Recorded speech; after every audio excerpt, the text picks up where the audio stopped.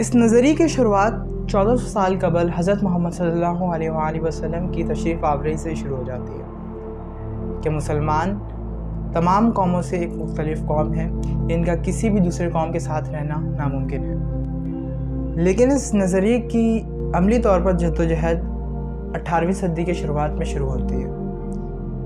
یوں تو مسلمانوں نے تقریباً 1000 سال تک برصغیر پر حکومت کی، لیکن جب انہوں نے اسلامی اصولوں سے انحراف کیا تو زوال کا شکار ہو گئے۔ مسلمانوں کی حالت برصغیر میں بد سے بدتر ہوتے چلی گئی۔ ایسے حالات میں دینی علماؤں نے بہت بڑا کردار ادا کیا کہ مسلمانوں کو ان کی کھوئی ہوئی شناخت یاد کروانے کے لیے علمی تحریکوں کا آغاز کیا۔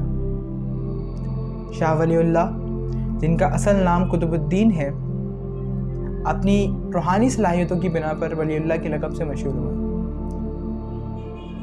آپ نے مسلمانوں کے حالات کا باریکی سے جائزہ لیا اور اس نتیجے پر پہنچے کہ مسلمان اپنی فوجی قوت، سیاسی اقتدار اور فکری صلاحیت کھو چکے ہیں۔ آپ اس بات سے بخوبی واقف ہو گئے کہ اگر مسلمان اب بھی اسلام کی پیروی نہیں کرتے ہیں تو یہ اپنی شناخت ہمیشہ کے لیے کھو بیٹھیں گے۔ آپ نے اپنی تحریک کے ذریعے مسلمانوں میں علم کی روشنی کو پہنچانے کی کوشش کی۔ آپ نے برصغیر کے اس حالات کو دیکھتے ہوئے اس بات کا اندازہ لگایا کہ مسلمان مکمل طور پر ایک محکوم قوم بن کر رہ گئی ہے۔ مسلمان مرہٹوں جیسے قبائل کے مرہون منت آ چکے ہیں۔ ایسے حالات میں آپ نے افغانستان کے حکمران احمد شاہ ابدالی کے نام ایک خط لکھا، جس میں آپ نے ہندوستان کے حالات کا مکمل جائزہ لیا۔ اس خط کے جواب میں احمد شاہ ابدالی نے 1761 میں پانی پت کی تیسری جنگ میں مرہٹوں کو بری طرح شکست دی۔ آپ کے بعد آپ کی اس تحریک کو آپ کے صاحبزادوں نے جاری رکھا۔ سید احمد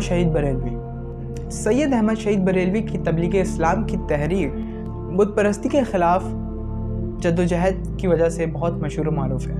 آپ بھی شاہ ولی اللہ کی طرح مسلمانوں کے حالات سے بہت زیادہ تشویش کا شکار تھے۔ آپ نے مسلمانوں کو توحید کا درس دیا اور بت پرستی کے خلاف ایک زبردست مہم کا آغاز کیا۔ آپ کی تحریک کا مقصد پنجاب اور شمالی سرحدی علاقوں سے سکھوں کی اقتدار کا اختتام تھا۔ آپ کی اس تحریک میں شاہ اسماعیل شہید اپنے 6000 مجاہدین کے ساتھ شامل ہو گئے۔ 1826 میں سید احمد شہید سندھ تشریف لاتے ہیں۔ آپ نے پیر پگاروں سے مدد کی درخواست کی، جس کے نتیجے میں پیر پگاروں نے اپنے مریدوں کو سید احمد شہید کے لشکر میں شامل ہونے کا حکم دیا۔ سید احمد شہید نے سکھوں کے خلاف پہلی جنگ 21 دسمبر 1826 کو لڑی اور سکھوں کو بری طرح سے شکست دی۔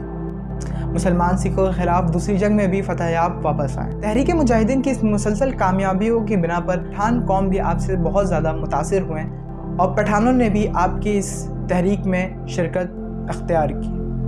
تحریک مجاہدین میں مجاہدوں کی تعداد 80,000 تک پہنچ چکی تھی۔ جس علاقوں کو تحریک مجاہدین کے مجاہدوں نے فتح یاب کیا، وہاں پر اسلامی قانون نافذ کر دیے گئے۔ ابتدائی دور میں تحریک مجاہدین بڑے ہی تیزی کے ساتھ آسمان کی اونچائیوں کو چھوتے چلے جا رہی تھی، لیکن اندرونی طور پر اس میں سازشیں ہونا شروع ہو گئی تھی۔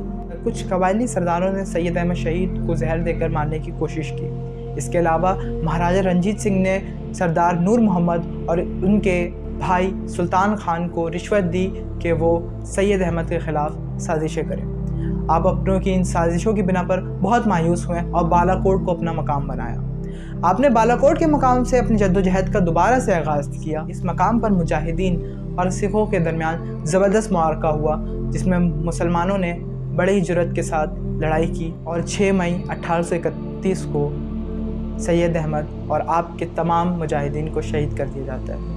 مجاہدوں کی تعداد جہاں 80,000 تھی، وہاں سے 300 صرف بچتے ہیں، اور اس طرح سے تحریک مجاہدین کا اختتام ہوتا ہے۔ سید احمد شہید کا اسلامی ریاست کا خواب شرمندہ تعبیر تو نہ ہو سکا، لیکن آزادی کے اس کھیت میں پہلا درخت آپ نے سینچ دیا۔